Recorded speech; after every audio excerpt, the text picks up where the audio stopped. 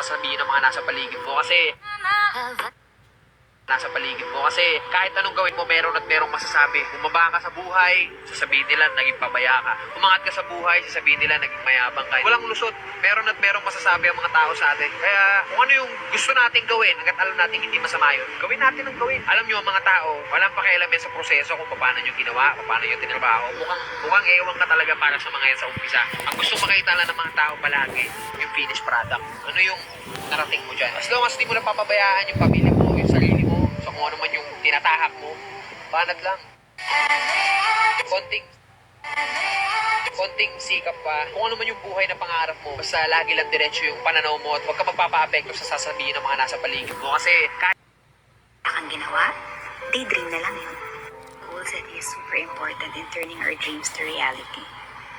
Learn from people also na nakaabot na rin ang pangarap nila. I'm sure may maganda silang advice na mabibigay sa'yo. It's okay to fail, but never give up. Sana wag ka agad panghihinaan ng loob, because failures give us the opportunity to begin again intelligently. Have faith in yourself na kaya mo, and also have faith in the Lord. Libre ang mangarap, kaya pag nangarap ka, taasan mo na. Pero parang nakaka-overwhelm.